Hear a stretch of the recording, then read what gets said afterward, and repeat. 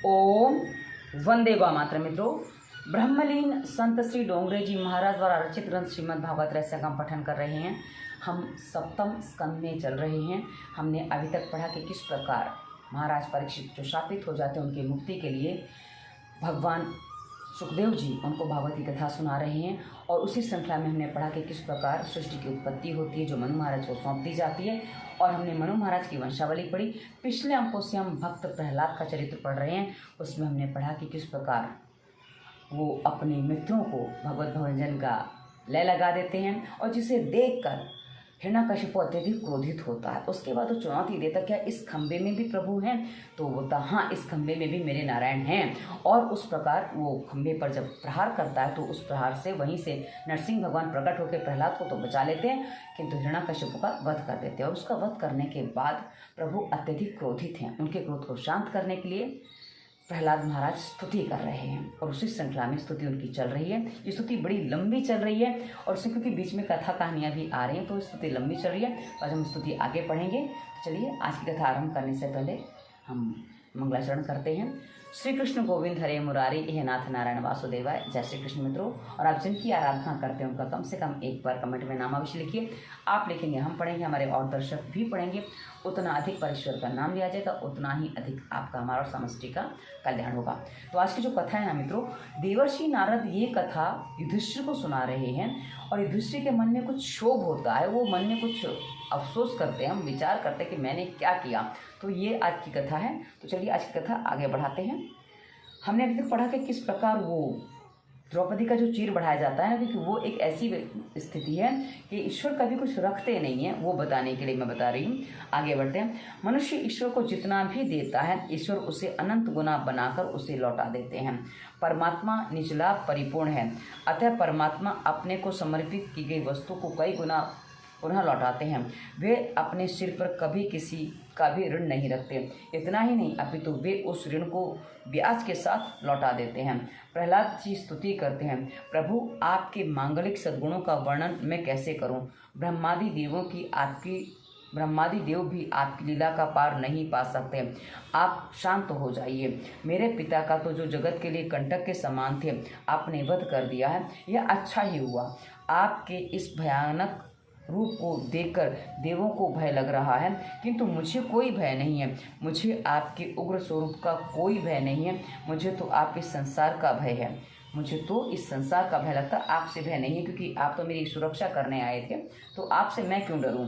आपका रूप कैसा भी हो, हे दीनबंधु, मुझे तो मात्र यह असहाय और उग्र संसार चक्र में पिस जाने का भय है।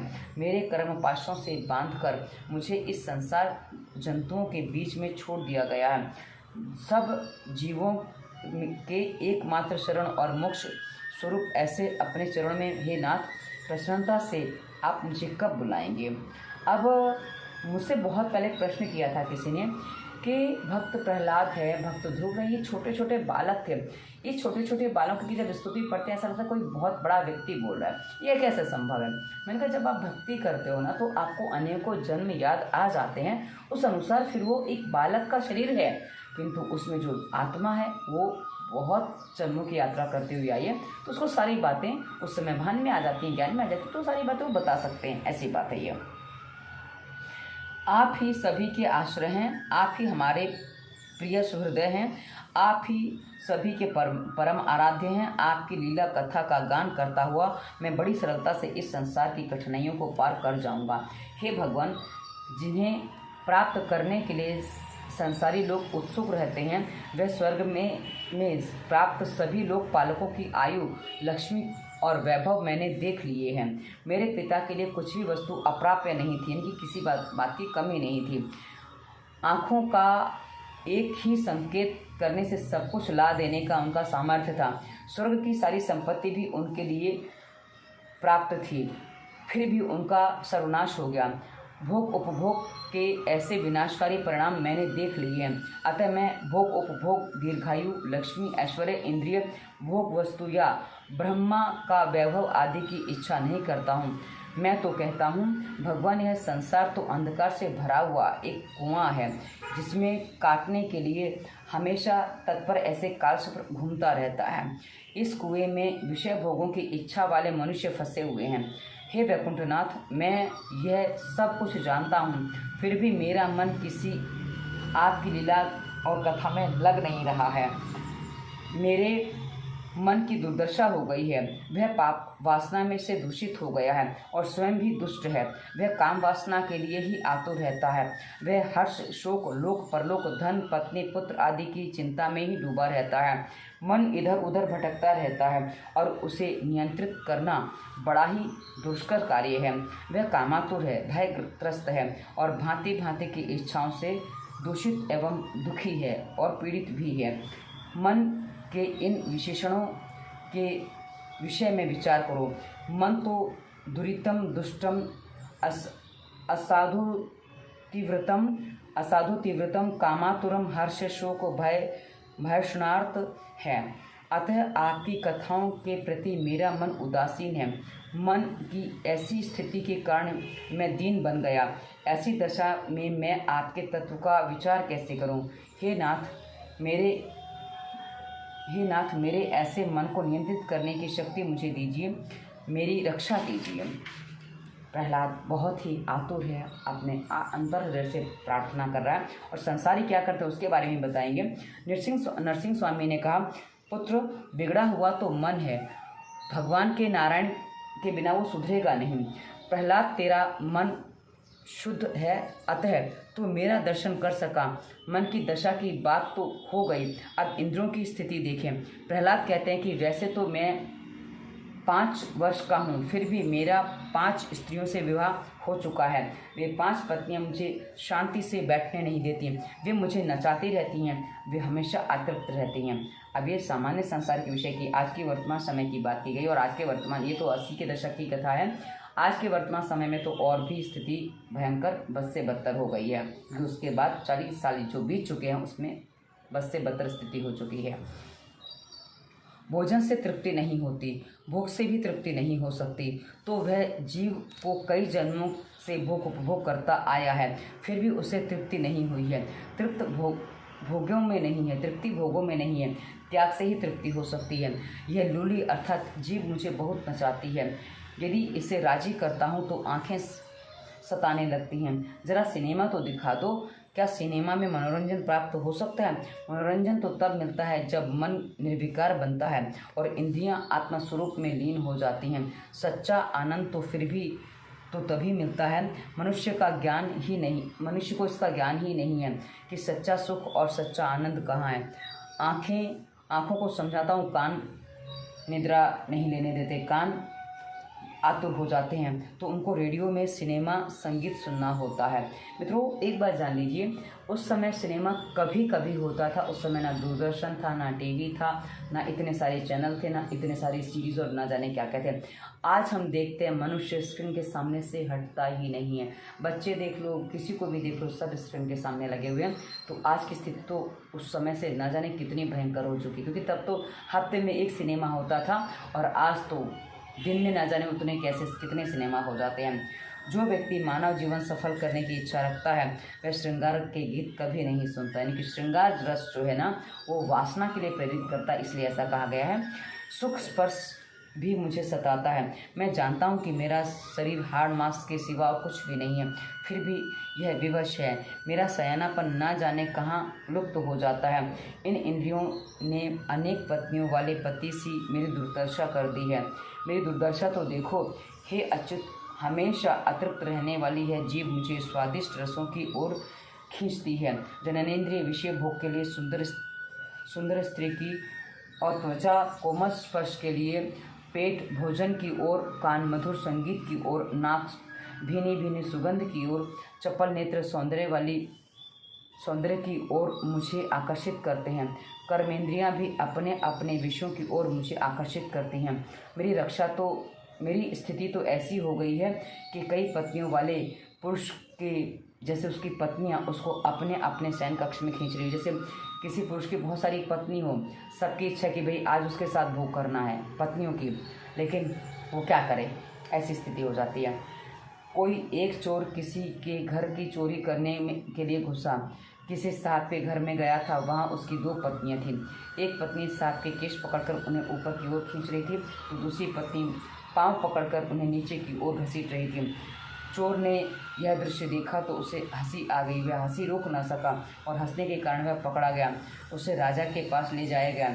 चोर ने राजा से विनती की कि मुझे चाहे जो दंड दीजिए, किंतु ये 2 पत्नी वाले उन साहब जैसा दंड न देना। यह कथा किसी और साहब की नहीं, सभी जीव मात्र की है, क्योंकि हमारी जो इंद्रिय हैं, हम अक्सर दुविधा में होते हैं। ये कपड़ा पहनो कि वो कपड़ा पहनो। पहले दुविधा नहीं होती थी, क्योंकि 3-4 जोड़ी कपड़े होते तो दुविधा कहाँ की, किंतु आज अलमारी भरी है, दुविधा है। इतने सारे व्यंजन हैं खाने को, क्या खाऊं क्या ना खाऊं। इवन लोग किसी प्रोग्राम में, ब्याह आदि में जाते हैं, वहाँ भी क्या खाऊं, क्या खाने को रह ना जाए, तो ऐसा सोचते रहते हैं और कई बार निर्णय ही नहीं कर पाते। तो ये बहुत अधिक असमंजस है और ये सारे जीव मात्र की है। 5 इंद्रियों के 5 विषय सच्चे पति नहीं हैं, किंतु पति होना चाहते हैं। वैसे तो 5 इंद्रियों के पति को तो परमात्मा ही है। इंद्रियां परमात्मा के साथ ही सोती हैं, वे विषयों के साथ कभी नहीं सो सकती। तृप्ति भोग से नहीं, त्याग में है। इंद्रियों के आवेग को सहकर उसे नियंत्रित करोगे तो सुखी हो जाओगे। भोग से वासना बढ़ती है, भोग उपभोग से इंद्रियों की रक्षा नहीं, क्षय ही होता है। भक्ति रस से ही इंद्रियां पुष्ट होती हैं। विषयों का चिंतन करने से भक्ति का क्षय होता है।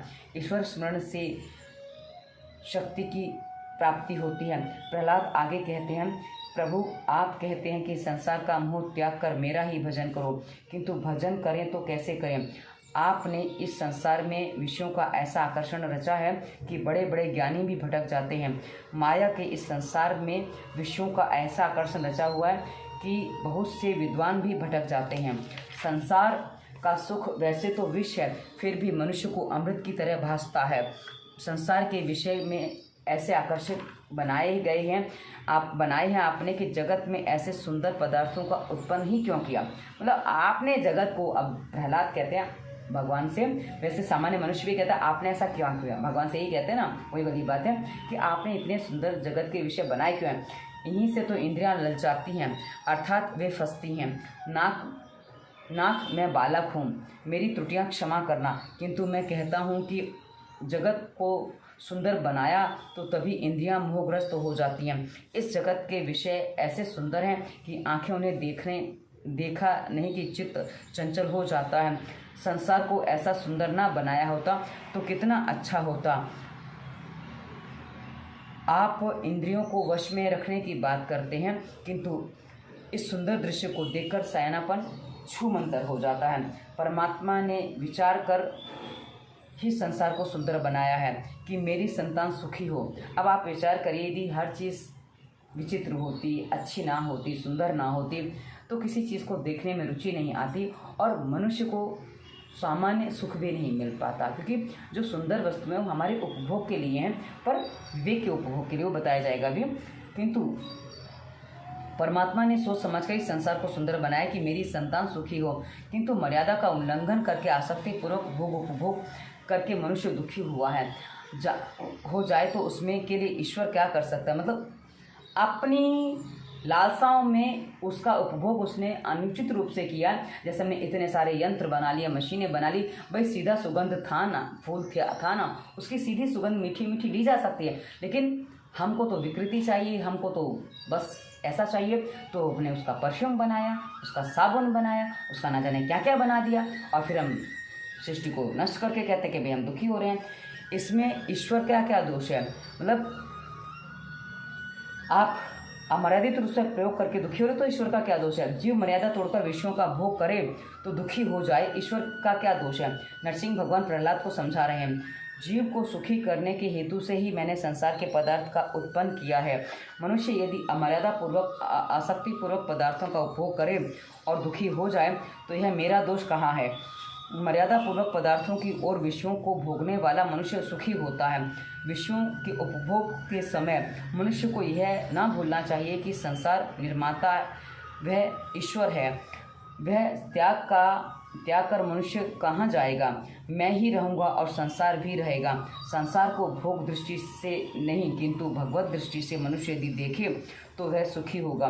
तो स्वयं को सुधार, तू संसार को क्या सुधार सकेगा। मतलब मनुष्य जो स्वयं को नहीं सुधार सकता वो संसार को क्या सुधार सकेगा, ऐसा कहने का तात्पर्य। एक बार अकबर की पुत्री के पैर में कांटा चुभ गया तो अकबर ने बीरबल से कहा, उसको आज्ञा दी कि साम्राज्य की सारी भूमि को चमड़े की से आच्छादित कर दो, जिससे भविष्य में कभी भी राजकुमारी के पैर में कांटा ना चुभ सके।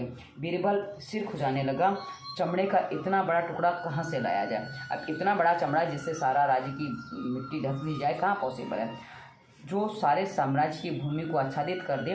राजा कुछ तरंगी यानी कि मनमौजी होते हैं। बीरबल ने विचार किया कि सारी भूमि को चमड़े से ढकने की अपेक्षा राजपुत्री के पांव को ही चमड़े से ढक दिया जाए। तो बीरबल ने जूते बनवाकर राजपुत्री को पहना दिया। जगत के कांटे ऐसे ही हैं और रहेंगे भी, पर जिसके पाँव में जूते हैं उसको कांटे नहीं चुभते हैं। विवेक पूर्वक मर्यादा में रहकर मनुष्य सुख का उपभोग करे तो सुखी होता है। सुखी के उपभोग में मर्यादा और विवेक का अनादर करने से ही मनुष्य को दुखी होना पड़ता है। सभी के सुख के हेतु ही संसार का निर्माण किया गया, किंतु मनुष्य विवेक पूर्वक इसका उपयोग नहीं करता, अतः वह दुखी होता है। किसी एक गांव में पीने के पानी में कष्ट था। अन्नदाता ने जल दान श्रेष्ठ कहा गया। अन्नदान से जलदान श्रेष्ठ कहा गया है। उस गांव में पानी की जो किल्लत थी, अतः किसी एक सेठ ने 15-20 हजार रुपयों की लागत से जनता के हितार्थ कुआं बनवा दिया। अब सेठ जी का उद्देश्य क्या था, जनता का हित करना, कुएं का पानी मिल जाए ऐसा। अब क्या होता है, लोग जल का उपयोग करने लगे, सेठ को आशीर्वाद देने लगे। किंतु एक दिन कुछ दुर्भाग्य था, खेलता कूदता एक बालक उस कुएं में गिरकर पानी में डूबकर मर गया। अति दुख में विवेक नहीं रह पाता। उस मृत बालक के पिता ने सेठ जी से झगड़ा किया और कहने लगा, गाली देने लगा, यदि तुमने कुआं नहीं बनवाया होता तो मेरे पुत्र की जान नहीं जाती। अब आप ही विचार कीजिए, क्या सेठ ने किसी व्यक्ति के पुत्र को मारने के लिए कुआं बनवाया था? उसने तो सभी के लाभ हेतु कुआं बनवाया था। ऐसा परोपकारी काम करने के कारण सारा गांव उनकी प्रशंसा करता था, आभारी था। जो लड़का मर गया वह अच्छा तो नहीं हुआ, किंतु इसमें सेठ जी का क्या दोष? यह संसार ही कुआं है, किंतु किसी को डुबा देने का के लिए इसका निर्माण कभी नहीं हुआ। मतलब संसार में रहकर उनको जो भी चीज़ें मिली हैं उसका उसकी प्रकृति के सहयोग के साथ उपभोग करके यदि हम जीवन जिए तो हमें बहुत कुछ करने की आवश्यकता नहीं, सब कुछ सुख से चल सकता है। किंतु हमारी इच्छाएं, हमारी आशाएं, मुझे ये मिल जाए वो मिल जाए, बस वही हमारे दुख का कारण बन जाती हैं। प्रहलाद जी कहने लगे, प्रभु आपको अपराधी तो कौन कह सकता है, किंतु इन विषयों को सुंदर बनाकर आपने ठीक नहीं किया। अतः अब तो आप हमें यह समझाएं कि संसार के विषयों में मन न फंस पाए और इसके लिए हम क्या करें। अब संसार के विषयों से मन निर्विकार बना रहे। नरसिंह भगवान कहते हैं कि इस जगत को सुखी करने के हेतु मैंने 2 अमृत बनाए हैं। उनका पान करने से मन विषयों की ओर आकर्षित नहीं होगा और इंद्रियां तुम्हें सताएंगी भी नहीं। ये 2 अमृत हैं, पहला नाम अमृत और द्वितीय है कथा अमृत। जब भी मन में विषय का पाप प्रवेश होने की जब भी मन में विषय का पाप प्रवेश करे तब कथामृत और नाम अमृत का आश्रय लो। जीव को मनुष्य को विषय सता ना सके, इसी हेतु से मैंने 2 अमृत बनाए हैं, जिनका नित्य सेवन करने से स्वर्ग में भी अमृत मिलता है। उसे पीने से सुख तो प्राप्त होता ही है, किंतु कहते हैं कि उससे पुण्य का क्षय भी नहीं होता, परंतु कथामृत स्वर्ग के उस अमृत की अपेक्षा भी श्रेष्ठ है। इसे पीने से पाप का भी क्षय होता है। लीला कथा और नाम अमृत है, यह सभी पापों को भस्मीभूत करके जीवन को शुद्ध बनाता है। मतलब नाम अमृत और लीला जो अमृत है, जो कथा अमृत है, जो जिसमें लीलाएं सुनने को मिलती हैं, वो मन को शांत बना देता है और बुद्धि को भी शांत कर देता है। उसके बाद विषयों की तरफ मन जाता तो पर आवश्यकता के अनुसार जाता, उससे अधिक नहीं जाता है। तो ऐसा कहने का इनका तात्पर्य है। चलिए आगे बढ़ते हैं। हाँ, शुद्ध करता है। मृत्यु सभी का भक्षण करती है, किंतु श्री रामचंद्र जी मृत्यु के भी काल हैं। रावण को मारने के लिए रामचंद्र जी को यह सब क्यों करना पड़ा? रावण की हत्या के लिए राम को ऐसी लीला क्यों रचनी पड़ी? राम तो काल के भी काल हैं, ईश्वर तो अनंत शक्तिशाली है। वे संकल्प मात्र से ही रावण को मार सकते थे, किंतु रामचंद्र जी ने यह सारी लीला इस हेतु रची कि जनता रामायण का पाठ करे। रामायण श्रवण से के समय तो लोग जगत को भूलेंगे, उन्हें रावण की हत्या के लिए नहीं किंतु कलयुग के लोगों की लीला श्रवण में तल्लीन हो जाए, कि उसमें लीन हो जाए, इसके लिए जन्म लिया। लीला कथा मोक्षदाता है। प्रत्येक इंद्रिय को प्रेम से अपनी ओर खींचकर गोपियों को परमानंद का दान करने के लिए श्री कृष्ण की लीला थी। वे चाहते थे कि गोपियाँ मेरी लीला सुनें, देखें और जगत को भूल जाएं। उन्होंने गोपियों को मरने से पहले परमानंद का दान दिया। रामलीला काम विषय की लीला है, श्री कृष्ण लीला कामदेव पर विजय की लीला है। जगत के सभी विषयों को मन भूल जाए तो मन का निरोध हो जाएगा और वह ईश्वर की ओर लीन हो जाएगा। कृष्ण लीला का प्रयोजन ही यह है कि मनुष्य किसी रीति से जगत को भूल जाए और श्री कृष्ण की लीला में तन्मय हो जाए। गोपियाँ इसी तरह से सभी लीलाओं का स्मरण करती हैं और प्रभु में लीन हो जाती हैं। जब नाम ब्रह्म और नाद ब्रह्म एक होते हैं तब परमात्मा प्रकट होता है। नामामृत कुछ भी कर सकता है, इसके लिए कहा गया है क्या असंभव है। श्री राम नाम जपने से सारे कष्ट मिट जाएंगे, श्री राम जपने से सारे शुभ हो जाएंगे। श्री राम रसना रटे जो सदा, श्री राम मय विश्व सदा सुहाए रे। मीरा ने कहा मेरो मन राम ही राम रटे रे, राम नाम जप लीनो प्राणी कोटिन पाप कटे रे। मतलब राम नाम जपने से कोटि कोटि पाप कट जाते हैं, ऐसा कहने का तात्पर्य। अब कोटि का अर्थात कई बार क्या होता है ना, जैसे हमारे कहा जाता है 33 कोटि देवी देवता, तो वहाँ कोटि का अर्थ प्रकार होता है। और अभी जो मैंने कोटि शब्द का प्रयोग किया उसका तात्पर्य करोड़ होता है। तो कोटि कोटि यानी करोड़ों पाप पढ़ सकते हैं, पर हाँ देवता 33 करोड़ नहीं 33 कोटि यानी कि 33 प्रकार के हैं। तो ये स्थिति साफ होनी चाहिए हमारे मन में, हमें ज्ञात होना चाहिए। नाम जपन से राजभवन में वैसे किसी वस्तु की आवश्यकता भी तो नहीं है। मीराबाई ने एक भजन में कहा है, मेरे पास कोई साधन नहीं है, मैं बिल्कुल साधन रहित हूँ, मेरे लिए तो बस एक तेरा नाम ही सब कुछ है।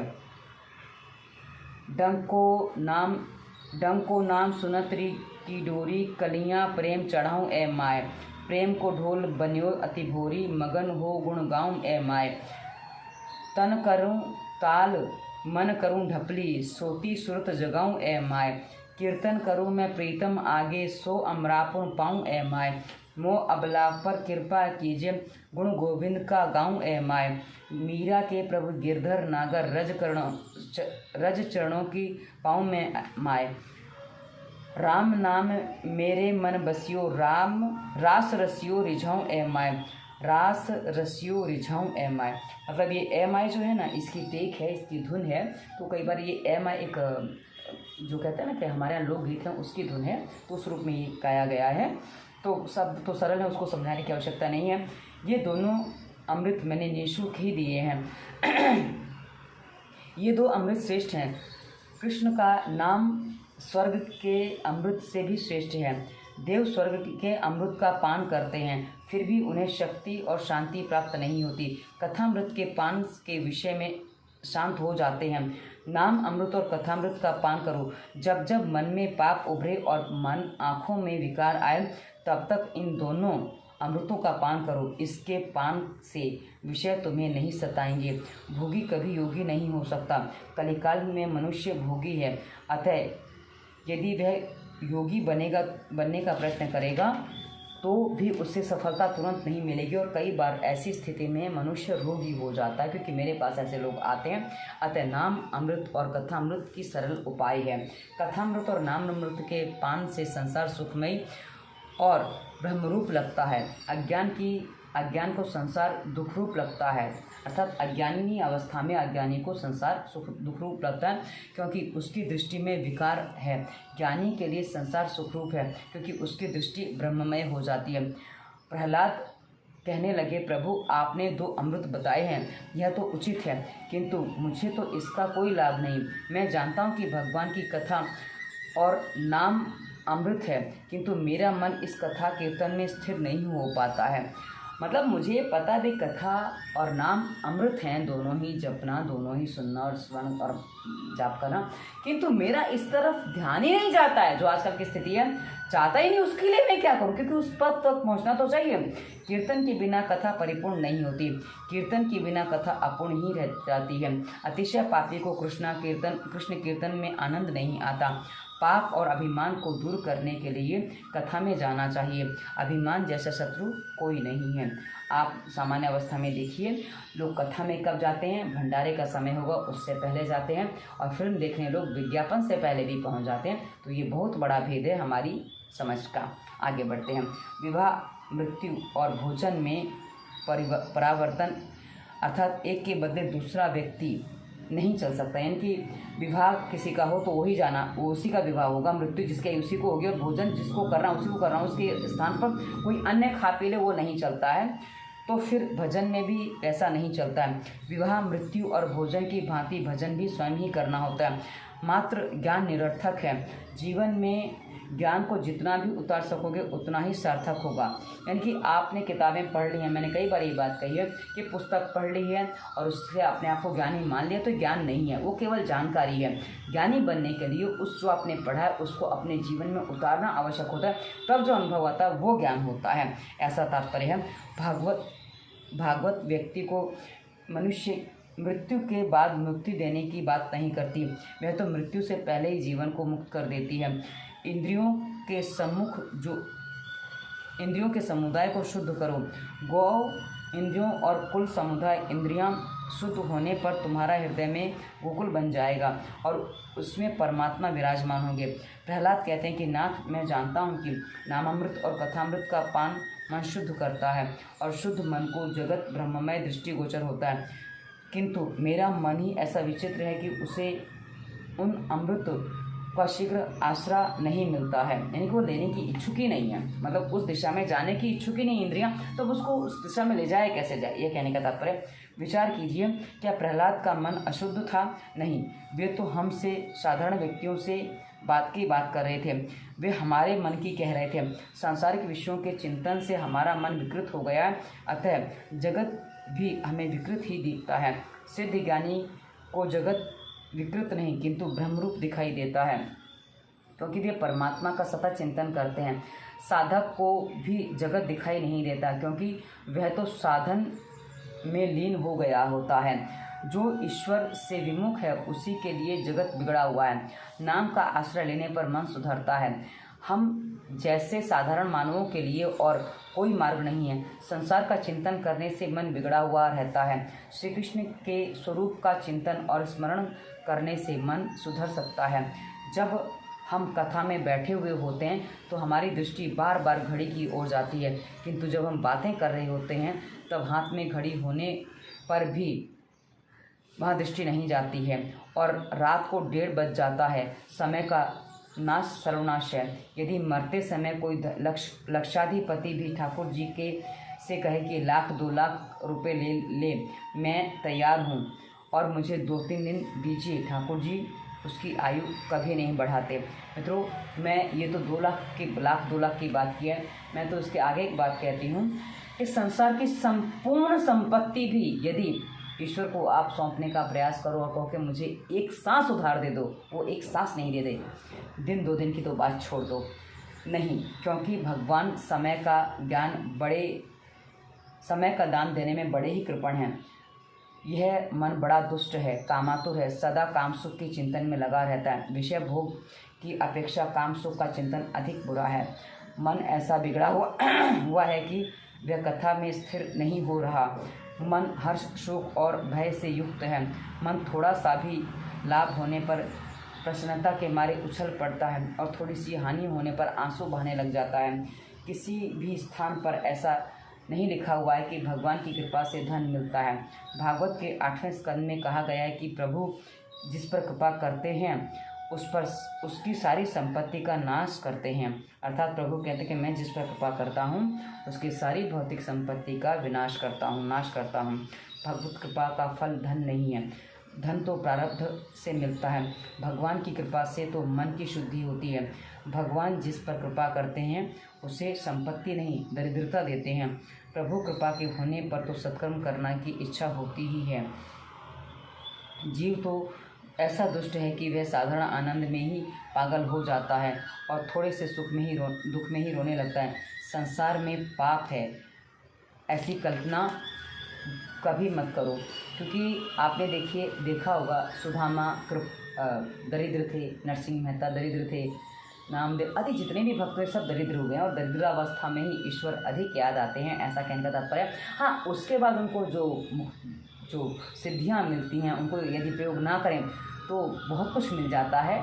जैसे जो हमने देखा ना, ध्रुव को मिला, प्रहलाद महाराज को जो मिल रहा है वो वाली बातें हैं। तुम्हें संसार से नहीं, अपने मन में छुपे हुए पाप का उत्तर देना होगा। तुम जगत के पाप दूर नहीं कर पाओगे। प्रहलाद कहते हैं, मेरा मन असाधु है, मेरा मन कामातुर है, आपकी कथा में, आपके नाम स्मरण में मैं स्थिर नहीं हो पाता। कृपया आप ही मेरे मन को सुधारिए। आप अपकार का बदला उपकार से देना साधुता है। भगवत सेवा से विमुख व्यक्ति को देखकर मुझे दुख होता है। संसार के प्राय सभी लोग जितना श्रम करते हैं, दुख उठाते हैं, उतना श्रम यदि भगवत सेवा के लिए करें तो वे सुखी हो जाएंगे। अर्थात संसार में धन कमाने के लिए जाने मनुष्य क्या क्या करता है, उठना पड़ता है, उठ नहीं पाते हैं और रात तक देर तक जागते हैं, कई बार तो सुबह तक जागते हैं, पूरी रात जागते हैं, पर ईश्वर का नाम उस समय भी याद नहीं आता है और ऐसी अवस्था में बस भटकता रहता है। यह संसार का सुख कैसा है? सांसारिक सुख दाद खुजली को खुजलाने जैसा है। मैथुन सुख और अन्य इंद्रिय सुख भी इसी कोटि के हैं। जब तक खुजली और को खुजलाते रहोगे तब तक आप शांति का आभास होता है, किंतु नाखून के विष से दाद बढ़ता जाएगा और सताएगा भी अधिक। ऐसी ये सुख तुच्छ और दुखदाई हैं। गीता जी में कहा गया है कि इंद्रियों तथा विषयों के संयोग से उत्पन्न होते हुए भोग निसंदेह दुख के कारण हैं। वे आदि और अंतयुक्त अर्थात अनित्य हैं।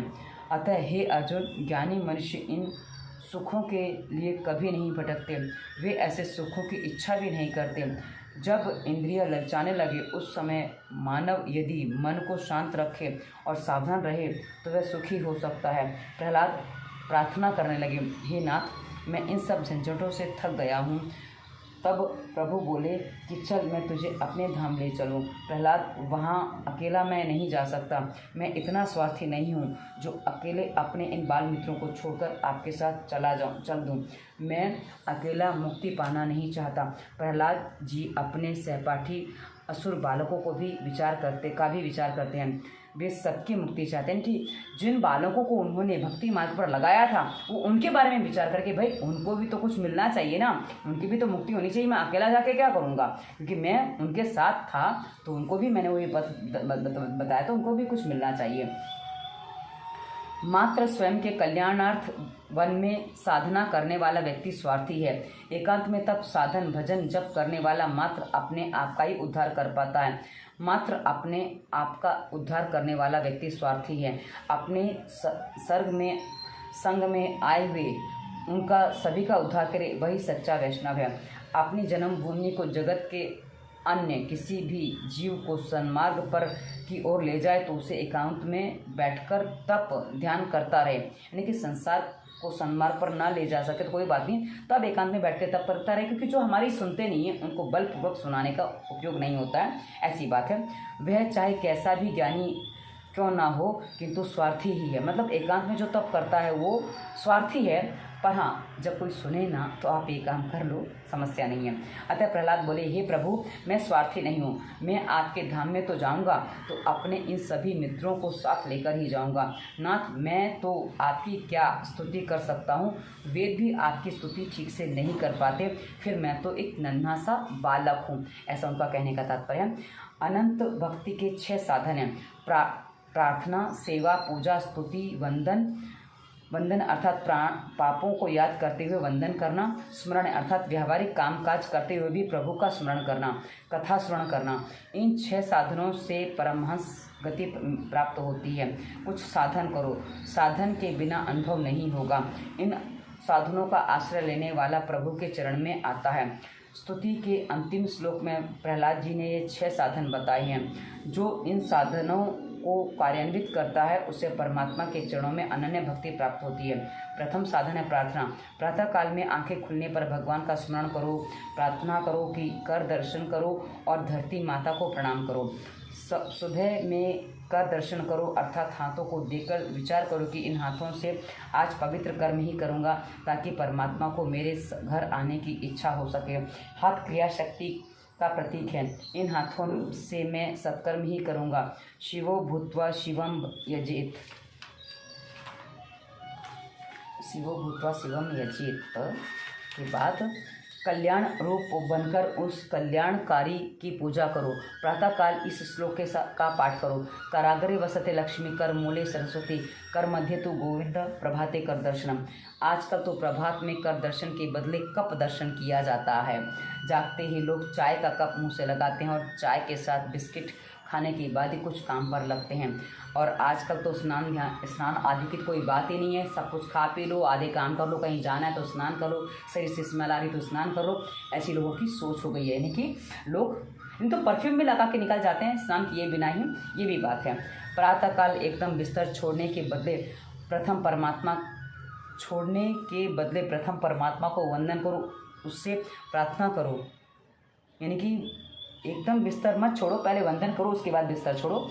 उससे प्रार्थना करो कि मैं आपका हूँ और आप मेरे हैं, मेरे हृदय में विराजिए और मेरे शरीर रथ का संचालन कीजिए। प्रातःकाल में दीनतापूर्वक प्रभु को से प्रार्थना करो, हे कृष्ण, आपने जिस तरह अर्जुन का रथ चलाया था उसी तरह मेरे शरीर रथ का भी स्वामी बनिए। भटकने वाली इंद्रियों को रोकिए, मेरे इंद्रिय रूपी घोड़ों को संभालिए, मेरी रक्षा कीजिए।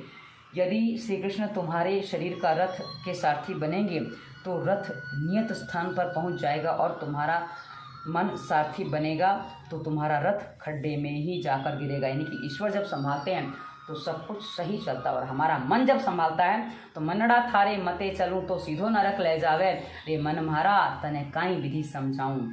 तो ऐसी बात हो जाती है। तो भगवान जीव से कहते हैं कि यदि तू अपना रथ मेरे अधीन करेगा तो तेरी इंद्रिय रूपी गुणों को मैं नियंत्रित करूंगा, संभाल लूंगा और दिव्य मार्ग पर तुझे ले जाऊंगा। जिस प्रकार अपने रथ की बागडोर अर्जुन ने प्रभु के हाथ में दे दी थी, उसी प्रकार तुम भी अपने रथ की बागडोर अपने श्री कृष्ण के हवाले करो तो तुम्हारा भी रथ पार हो जाएगा। द्वितीय सेवा पूजा। सेवा पूजा क्या है? सेवा पूजा स्नान से निवृत्त होकर एकांत में प्रभु की सेवा और उपासना करो। तृतीय साधन है स्तुति। नाथ आपने जब अजामिल जैसे पापी का उद्धार किया तो मेरा भी करो, आप क्यों नहीं मुझे देखते हो। चौथा है संकीर्तन। कीर्तन स्तुति बाद एकांत में बैठकर प्रभु के नाम का कीर्तन करो। आपका अपना कामकाज करते समय भी प्रभु का स्मरण करते रहो। पंचम है कथा वाचन। प्रभु के प्यारे संतों की समागम करो, उनके ही श्रीमुख से कथा श्रवण करो। हो सके तो रोज़ कथा सुनो, यदि कथा ना सुन सको तो रामायण भगवत की कथा का वाचन करो, प्रेम पूर्वक उसका पाठ करो। उसके बाद स्मरण होता है। स्मरण समस्त कर्मों का समर्पण। रात को सोने से पहले किए हुए कर्मों का विचार करो कि प्रभु को पसंद आए, यानी कि प्रभु को भाई ऐसे कर्म मैंने कितने किए हैं। और यदि अंतर से नकारात्मक उत्तर मिले तो मान लेना कि यह दिन जीते हुए नहीं मरते हुए बीता है। यदि कुछ पाप हो गया है तो प्रायश्चित करो कि किए हुए सभी पापों का फल परमात्मा को अर्पित कर दो। इन 6 साधनों को विधि पूर्वक करने से जीवन सुधरता है और अनन्य भक्ति प्राप्त होती है। जिसके नयन स्नेहपूर्ण और हृदय विशाल है वही भगवान का प्यारा है। जीव का अभ्यास ही कुछ ऐसा है कि किसी का उपकार तो वह भूल जाता है किंतु अपकार वह सदा याद रखता है। जीव तो चाहता है कि वह कभी नहीं होता। जीव जो चाहता है वह कभी नहीं होता, क्योंकि जो चाहता है वैसा करता नहीं, इसलिए वो होता नहीं है। मनुष्य जो चाहते हैं वही होता है। ईश्वर से कुछ भी ना मांगना, यदि कुछ मांगो तो वह व्यापार सा हो जाएगा। नरसिंह स्वामी ने प्रहलाद से कुछ वरदान मांगने को कहा। प्रहलाद तो निष्काम भक्त थे, अतः वे कुछ भोग आदि नहीं मांगते थे। जो प्रभु की सेवा करे और उसी के बदले में कुछ मांगे तो वह बनिया है। भगवान की भक्ति भाव से करनी है, भोग के लिए नहीं करनी है। यानी कि भगवान की भक्ति भाव के लिए करनी है, भोग के लिए नहीं करनी है। भोगार्थ भक्ति करने वाला व्यक्ति भक्त नहीं बनिया कहा जाता है। बनिया वह है जो देता तो अल्प है और मांगता अधिक है। अपने लिए ठाकुर जी को कभी कष्ट मत दो। नरसिंह स्वामी ने कहा, प्रहलाद, चाहे तेरी इच्छा हो ना हो, फिर भी मुझे राजी करने के लिए तू कुछ मांग। अभी भी उससे कह रहे हैं कि तू कुछ मांग। प्रहलाद, प्रभु मुझ पर ऐसी कृपा करें, प्रहलाद कहते हैं, मुझ पर ऐसी कृपा करें कि संसार का कोई भी सुख पाने का विचार मेरे मन में ना आए। किसी भी प्रकार से इंद्रिय सुख का भोग ऐसा मेरे मन को ना सताए, ऐसी कृपा मुझे कीजिए। कामानाम हृदय सरोहम भवस्तु वृणेवरम। मेरे हृदय में कभी किसी काम वासना का बीज अंकुरित ना हो, मेरे हृदय में किसी की कामना का अंकुर ना हो, ऐसा वरदान मुझे दीजिए। प्रहलाद ने भगवान से जो मांगा वही तुम्हें मांगना होगा। प्रहलाद कामस्य नहीं कामा नाम बोले थे, यानी कि कामस्य यानी कि काम के लिए नहीं, काम नहीं मांगे थे, काम के लिए मांगे थे। मतलब उन्होंने काम नहीं मांगा और जाने दो ऐसा मांगा। इंद्रिय सुख की मन में इच्छा ही नहीं जागनी चाहिए, ऐसा सादा जीवन जियो कि मन में किसी सुख की वासना ही ना जागे। वासना बुरी है, वासना के अनुसार विषय सुख का उपभोग न करने पर व्यग्र हो जाता है, किंतु वासना तो तृप्त करने पर भी और अधिक भड़क जाती है। सांसारिक सुख का उपभोग करने की इच्छा ही महादुख है। जिसे किसी सुख की इच्छा नहीं, वह सच्चा सुख ही है। सांसारिक सुख की इच्छा कभी ना हो पाए, ऐसा समझना ही सुख है। सुख की इच्छा होते भी मनुष्य की बुद्धि शक्ति क्षीण होने लगती है। मन पर हमेशा भक्ति का अंकुश लगा कर रखो। प्रहलाद ने वरदान भी कैसा मांगा, वासना की जागृति तेज का नाश करती है, सो ऐसी कृपा करो कि मेरे मन में वासना जागे ही नहीं। गीता में कहा गया है कि सर्व काम्य कर्मों का और सर्व इच्छाओं का त्याग ही संन्यास है, ऐसा महात्मा कहते हैं। काम्यानाम कर्मणाम न्यासम संन्यासम कवयो विदुहु। जिस जीव निष्काम होता है तो उसका जीव भाव नष्ट हो जाता है और फिर वह भगवान के साथ एक हो जाता है। जीव ईश्वर रूप बनता है। पुण्य भी मुक्ति में बाधक है। विवेक से पुण्य का क्षय करो, मेरे स्वरूप का निरंतर ध्यान करो। पाप लोहे की जंजीर है और पुण्य स्वर्ण की। इन दोनों को नष्ट करने के लिए मेरे धाम में आना है। इस स्तुति का पाठ करते हुए जो यह करेगा वह कर्म बंधनों से मुक्त हो जाएगा। अर्थात कहने का तात्पर्य, जब हम पाप करते हैं तो उसमें हमारे अधिक पाप करने की वृत्ति बनती है, इसलिए पाप नहीं करना चाहिए। वो तो बंधन करता है, वो तो लोहे की जंजीर है। किंतु जब हम पुण्य करते हैं और उसको अपने लिए रखते हैं, यानी कि ईश्वर अर्पण नहीं करते हैं, तो वो हमारे पुण्य का कर्म भी जो है ना, हमारे अगले जन्मों के लिए बन जाते, क्योंकि उसको हम भोगने स्वर्ग में जाएंगे, स्वर्ग में भोग खत्म तो फिर वापस धरती पे आओ। तो ये वाली बात कही गई है। प्रहलाद कहते हैं, नाथ ऐसी कृपा कीजिए कि मेरे पिता की भांति दुर्गति ना होने पाए। नरसिंह स्वामी कहते हैं, तेरे पिता को सदगति देने की शक्ति मुझ में नहीं है। तेरे सत्कर्मों के प्रताप से ही तेरे पिता की सदगति हुई है।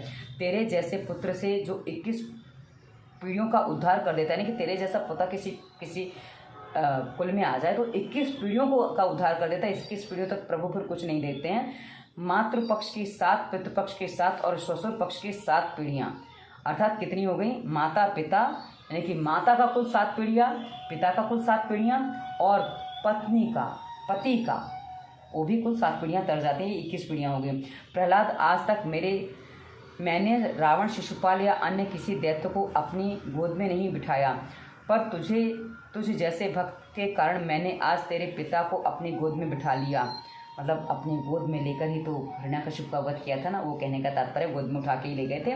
तेरे जैसा भक्त पिता का भी उद्धार करता है, इसमें कोई आश्चर्य नहीं है। माता पिता दुराचारी हैं, किंतु यदि पुत्र सदाचारी होगा तो माता पिता का भी उद्धार होगा।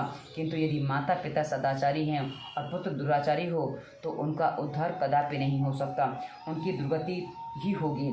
जैसे हमने आरंभ में धुंधकारी और धुंधली, यानी कि जो आत्मदेव है उसकी पत्नी धुंधली और उसका जो पुत्र है धुंधकारी जो स्थिति करता है, वो वाली बात आ जाती है।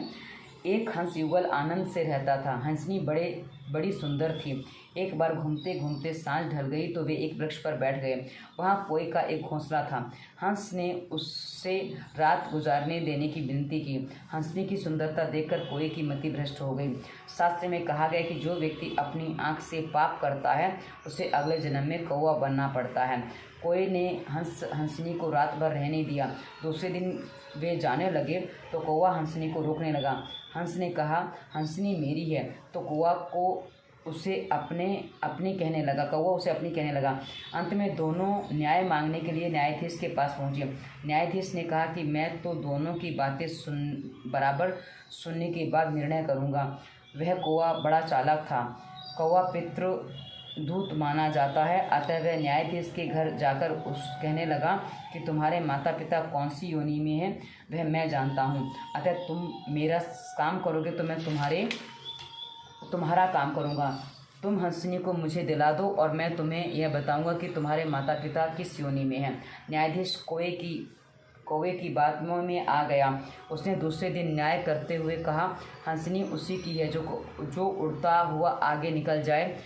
हंस की अपेक्षा कौवा अधिक गति से उड़ता है। कौवा उड़ता हुआ हंस से आगे निकल गया तो न्यायाधीश ने हंसनी उसके हवाले कर दी, यानी कि हंसनी कौवे को सौंप दी। अब न्यायाधीश ने कौवे से अपने माता पिता के बारे में पूछा। कौवे ने उसे एक कूड़े के ढेर के पास ले जाकर कहा कि ये दो जंतु ही तुम्हारे माता पिता हैं। अन्यायी पुत्र के माता पिता की ऐसी ही दुर्गति होती है। पिता के सिर बड़ी भारी जिम्मेदारी होती है। यदि वह अपने पुत्र को संस्कारी न बनाए तो उनका पुत्र उनका ही शत्रु हो जाता है। अब देखा ना, जो न्यायाधीश है वो कौवे के लालच में आ गया तो उसके माता पिता की दुर्गति पहले हो चुकी थी, इससे तो उसकी स्थिति ऐसी थी। प्रहलाद, तू अशांत ना होना, तेरे पिता का उद्धार हो गया है और साथ साथ तेरी 21 पीढ़ियाँ भी पवित्र हो गई हैं। सुखदेव जी वर्णन करते हैं, राजन अब तो तुम्हें विश्वास हो गया होगा कि भगवान के दंड में भी करुणा है। मतलब सुखदेव जी, जो इनका प्रश्न था ना परीक्षित जी का, कि वृत्तासुर का वध क्यों किया, तो उसके उत्तर के रूप में पूरी कथा चल रही थी जो सुखदेव जी परीक्षित को सुना रहे थे। तो वो वाली बात है, भगवान जिस दैत्य को मारते हैं उसका उद्धार ही करते हैं। निष्काम भगवान का काम भाव से चिंतन करने वाली गोपियाँ भगवानमय बन गई हैं। शिशुपाल क्रोध भाव में भी प्रभु का चिंतन करता था, फिर भी वह प्रभुमय हो गया। कंस की भी भय से प्रभु का चिंतन करता हुआ प्रभुमय हो गया। भगवान के ध्यान से गोपियाँ काम भाव से, शिशुपाल वैर भाव से, कंस भय से तन्मय हुआ। अटल वैर भाव, वैरहीन भक्ति भाव, भय, नेह या अन्य किसी भी भाव या कामना से भगवान में पूर्णतः मन लगाकर, और यदि मन लगाना चाहिए, यानी कि किसी भी रूप में किसी भी तरीके से ईश्वर में मन लगाना चाहिए, ये कहने का तात्पर्य। भगवान की दृष्टि से इन भावों में कोई भेद नहीं है। बात इतनी सी है कि किसी भी रीति से भगवान में तन्मयता हो जाए। भगवान के द्वारपाल जय और विजय के 3 अवतार हुए। हिरण्यकशिपु और हिरण्याक्ष यह लोभ का अवतार था। रावण और कुंभकर्ण यह काम और प्रमाद का अवतार था। शिशुपाल और दंतवक्र यह क्रोध और अभिमान का अवतार था। प्रहलाद जी ने अपने पिता के मृतदेह का अग्नि संस्कार किया। ब्रह्मा जी ने प्रहलाद का राज्याभिषेक किया। प्रहलाद ने नरसिंह स्वामी को प्रणाम किया। नरसिंह स्वामी प्रसन्न हो गए। नारद जी ने प्रेम से प्रहलाद के चरित्र की कथा धर्मराज को सुनाई। फिर नारद जी ने कहा कि तो धर्मराज के मुख पर ग्लानि छाई हुई थी। मतलब जब नारद जी से ये कथा धर्मराज युधिष्ठिर सुनते हैं तो उनके चेहरे पर एक ग्लानि का भाव आ जाता है। नारद जी सोच में डूबे कि अब धर्मराज उदास क्यों हैं, क्या कथन में कोई त्रुटि हो गई है जो कि ये कथा में आनंदित नहीं हो पाए हैं। धर्मराज ने नारद जी से पूछा, तुम्हारे मुख पर आनंद क्यों नहीं है, यह तुम्हें चिंता किस लिए हो रही है। धर्मराज ने कहा, 5 वर्ष के प्रहलाद का नाम ज्ञान, वैराग्य और प्रेम देखो, उसका नाम कितना बड़ा हुआ। ज्ञान, उसका वैराग्य देखो और उसका प्रेम देखो। धन्य है प्रहलाद और उसका बचपन और उसका प्रेम की जिसके कारण प्रभु स्तंभ में से प्रकट हुए। मैं 55 वर्ष का हो गया, फिर भी एक बार भी प्रभु का दर्शन नहीं कर पाया हूँ। मेरा जीवन पशु सा बीत गया। धन के पीछे दौड़, भूख लगी तो खाना खाया, नींद आई तो सो गया, वासना जगी तो कामांध हुआ। जन्म मनुष्य का मिला है, फिर भी प्रभु के हितार्थ एक भी सत्कर्म नहीं किया। धिक्कार है मुझे, मेरे जीवन कुत्ते से भी अधिक दुर्गति से बीत गया। मैं अब भी प्रभु में लीन नहीं हो सका, प्रभु में पागल ना हो सका। मुझे कभी भी भगवान नहीं मिल पाए। अब तो उस 5 वर्ष के प्रहलाद उस 5 वर्ष के बालक ने प्रहलाद ने भगवान को पा लिया।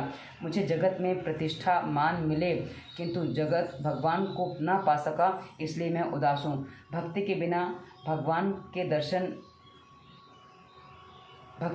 भगवान के दर्शन बिना मेरा जीवन व्यथा ही बीत गया। इसी कारण से मुझे दुख हो रहा है। मेरे चेहरे पर ग्लानि छाई हुई है। मेरा जीवन पशुवत बीत गया। एक बार भी मैं परमात्मा का दर्शन नहीं कर सका, इसका मुझे दुख है। मैंने वैसे तो बहुत कुछ किया, किंतु जो करना चाहिए था वह कुछ भी नहीं कर पाया और भगवान के लिए कुछ भी नहीं किया, यानी कि भगवान की प्राप्ति के लिए कुछ भी नहीं किया। और अगले अंक में इसकी कथा आगे बढ़ेगी। आज की कथा को हम यहीं विराम देते हैं। श्री कृष्ण गोविंद हरे मुरारी, हे नाथ नारायण वासुदेवाय। अगली कथा जो है ना मित्रों, वो क्या है कि श्री कृष्ण उनके साथ हैं, फिर भी उनको आभास नहीं, ये बात अगली कथा है। तो थोड़ा मन में मेरे अंदर व्याकुलता हुई, इसलिए मैंने आपको बता दिया। तो श्री कृष्ण गोविंद हरे मुरारी, हे नाथ नारायण वासुदेवाय। जय श्री कृष्ण मित्रों, धन्यवाद। वंदे मातरम।